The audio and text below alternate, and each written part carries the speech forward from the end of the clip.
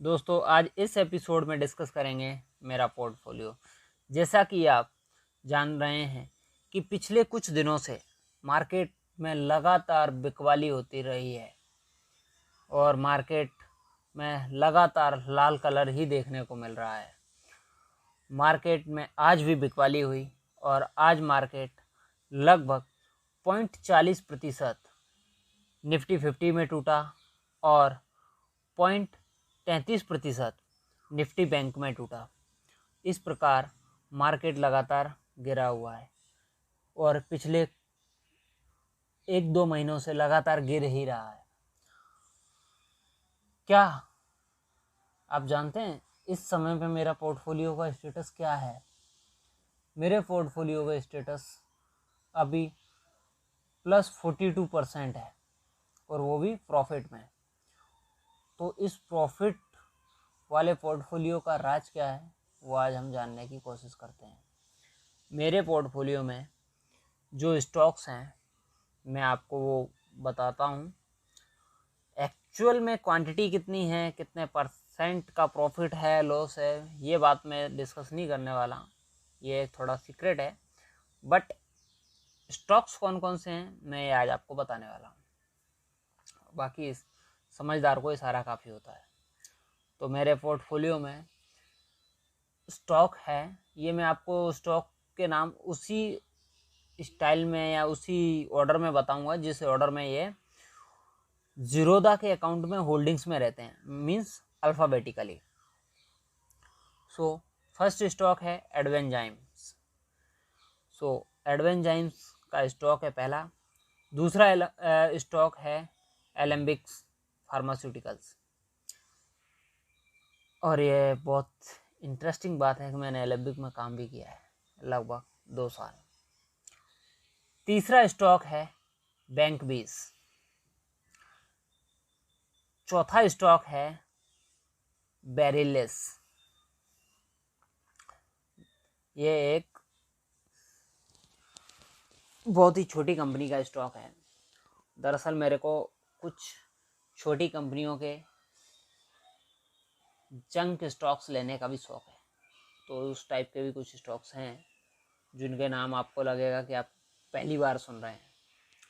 अगला स्टॉक है जाइडस लाइफ। उसके बाद अगला स्टॉक है सिप्ला। उसके बाद ETF है और ये ETF है CPSE ETF। उसके बाद अगला स्टॉक है क्रेनी इंफ्रा। उसके बाद अगला स्टॉक है ग्लोबल। उसके बाद अगला ETF है गोल्ड बीस। सोना रे भाई सोना।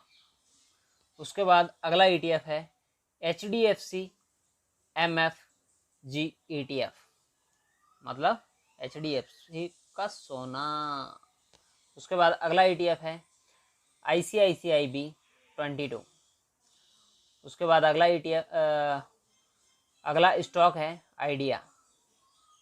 थोड़ी बहुत रिस्क भी लेनी चाहिए ना। उसके बाद अगला स्टॉक है इप्का लैब। उसके बाद मेरा फेवरेट ETF जूनियर बीस। उसके बाद अगला स्टॉक है कैप्सन। उसके बाद अगला स्टॉक है मेरी फेवरेट बैंक कोटक बैंक। उसके बाद सॉरी ETF नहीं है, स्टॉक है। उसके बाद अगला स्टॉक है कोठारी पेट। उसके बाद अगला स्टॉक है my another one favourite Laurus lab. उसके बाद अगला स्टॉक है लिंकॉलन। उसके बाद अगली रिस्क ललॉयड स्टील, अच्छा है, रिटर्न अच्छा दिया इसने। उसके बाद अगला ETF है MOM100। तो ये मोतीलाल ओसवाल हाउस का ETF है और बहुत शानदार ETF है। और उसके बाद है अपने पास न्यूयॉर्क का इन्वेस्टमेंट की अपॉर्चुनिटी देने वाला ETF MON100, Motilal Oswal Nasdaq 100 ETF। उसके बाद अगला स्टॉक है नीलकांत। उसके बाद है अपना डायरेक्ट इन्वेस्टमेंट निफ्टी 50 में via ETF Nifty 20, my all time favourite. उसके बाद अगला स्टॉक है NMDC। उसके बाद अगला स्टॉक है रिस्क, ले लो बाबा रिस्क, स्कैंडेंट। उसके बाद अगला स्टॉक है SHVFL। उसके बाद अगली कंपनी है सन फार्मा, और मैंने इसमें भी काम किया है लगभग 2.5-3 साल। अच्छी कंपनी है, इन्वेस्ट करो। सलाह है, अपनी रिसर्च के बाद ही इन्वेस्ट करो। मैंने इन्वेस्ट इसलिए किया क्योंकि मैंने इसमें 2.5 साल काम भी किया है और मुझे को ये कंपनी बहुत अच्छी लगती है पर्सनली। उसके बाद अगला स्टॉक है सुपेट्रो। उसके बाद अगला स्टॉक है सुरनेट TNP।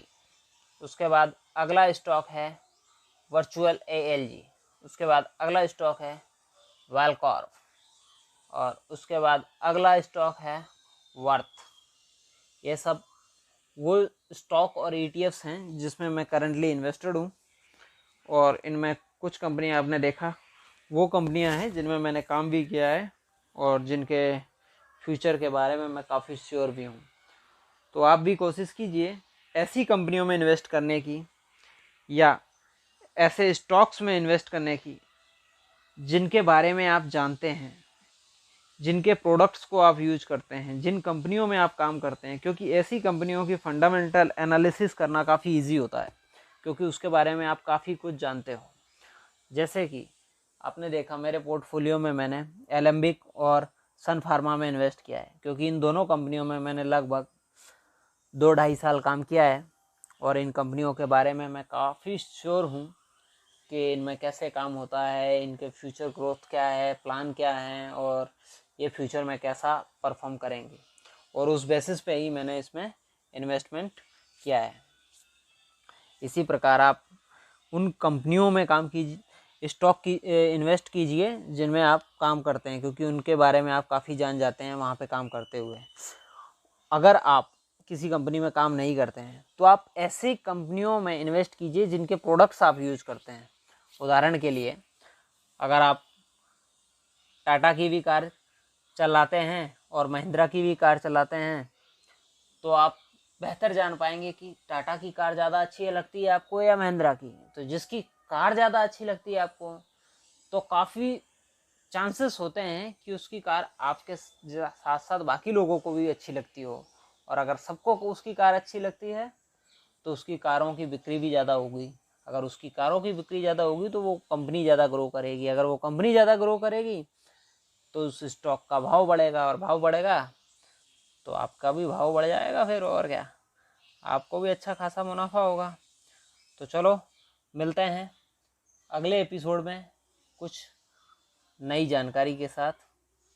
तब तक के लिए अलविदा दोस्तों। और मैं ये शो रिकॉर्ड कर रहा हूँ रात को 11:30 के आसपास, और अब मुझे भी नींद आ रही है। शुभ रात्रि।